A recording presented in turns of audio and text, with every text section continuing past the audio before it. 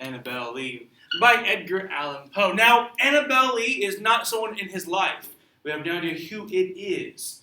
So, the audience, this Annabel Lee, is unknown. But remember Edgar Allan Poe, as we learned on Monday, he was a little bit of a womanizer. He was writing messages to a lot of different women because he was tired of being poor. So he was writing to a lot of wealthy women all the time to try to get money because he was in major debt.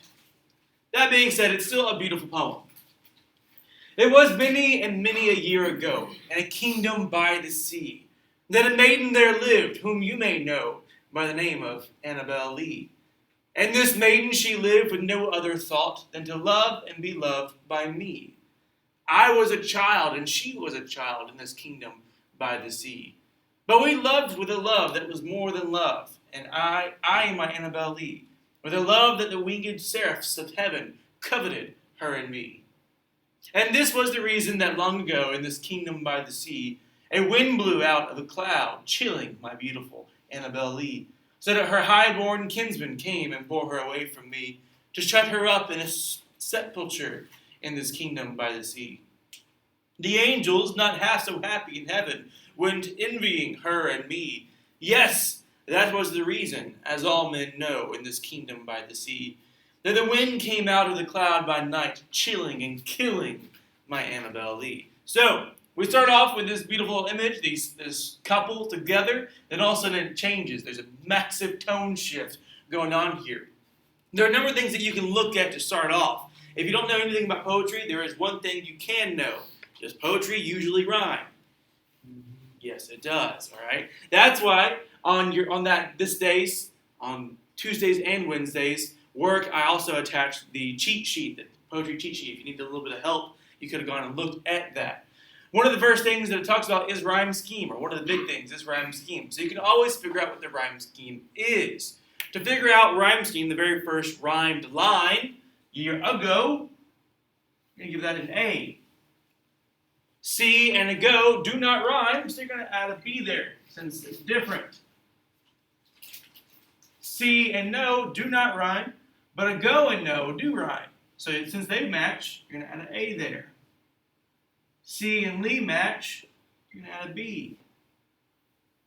No and thought don't really rhyme. It's kind of an off rhyme there.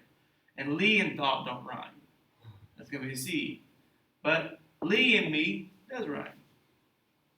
Like that. And you just keep going down each individual stanza as you keep going like that. And you'll end up getting the entire full rhyme scheme.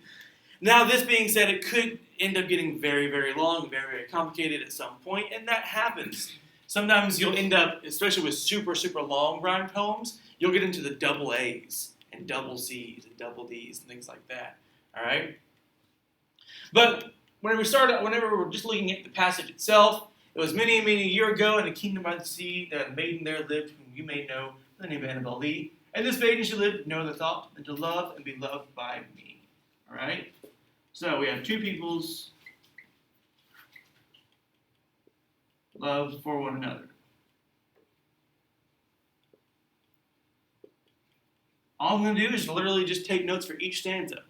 I was a child and she was a child in this kingdom by the sea. But we loved with a love that was more than love, I and my Annabel Lee, with a love that the winged seraphs of heaven coveted her and me. Now, we don't know what the word seraphs might mean.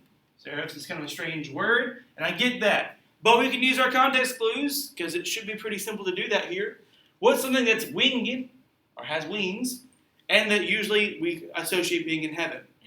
Angels. Okay, there we go. You should automatically be able to tell what that word is, all right? Angels. Now, to be confused with angels, all right? Now, we can assume a couple things here in this passage. I was a child and she was a child in this kingdom by the sea. While that might sound really, really creepy, what they could be meaning, because they are talking about love up here, talking about love, it sounds kind of strange. I get that. But what this could be mean is they loved each other innocently. Had an innocent love for one another.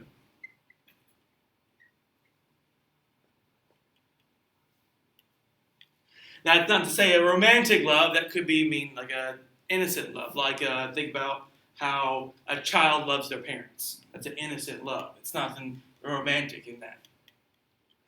So their love was so innocent that even angels, who are supposed to be pure, are coveting them. Covet, in case you don't know, is to be jealous, envy.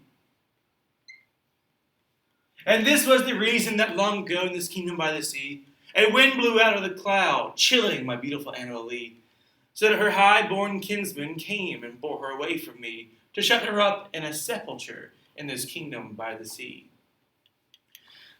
Big word here you're going to know is sepulchre.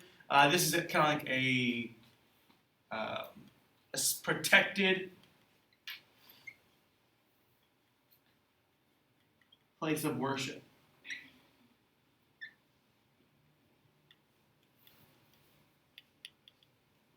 So apparently they loved each other for a long time. A wind blew out of the cloud. Can we control clouds? No. So something outside of their control started hurting Annabel Lee.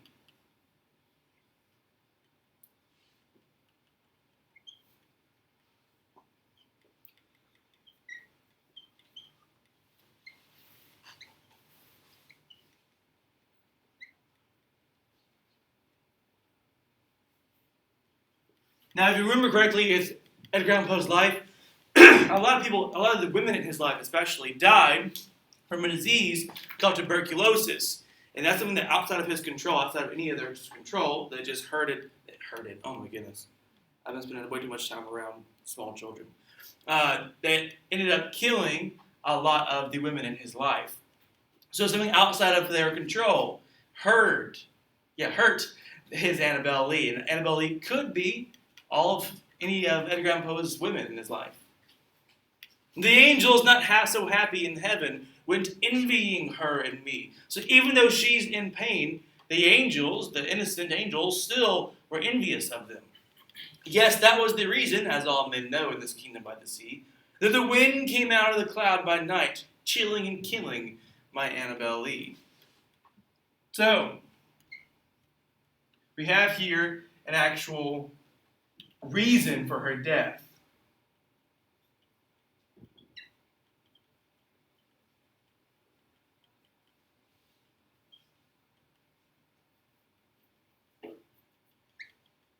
Angels in heaven were jealous or envious of them. There's also the kingdom by the sea. Could mean a couple different things. If you notice, Baltimore, where Edgar Allan Poe lived for most of his life, is actually on the sea. It's right next to the sea. Or New York, even over there. All that area, it's all on the sea, the ocean. But our love, it was stronger by far than the love of those who were older than we, and many far wiser than we. And neither the angels in heaven above, nor the demons down under the sea, can ever dissever my soul from the soul of that beautiful Annabel Lee. Now we actually noticed this during our walk through or on Monday. And neither the angels in heaven above, nor the demons down under the sea. Right here, this is going to be juxtaposition. We have two things side by side that are very, very different, so we can compare them a little bit better. It showcases how different they really are. And the rest of it's pretty simple. We do have an interesting rhyme change. We have the love and we, right here. So that's going to be a strange little couplet there at the middle of the stanza. And finally, we have this last stanza here.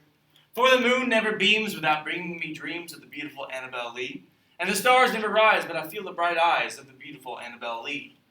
And so all the night tide I lay down by the side of my darling, my life and my bride, and her sepulchre there by the sea, and her tomb by the sounding sea. So we end with this rather melancholy end, rather sad end. Rather sad ending with the narrator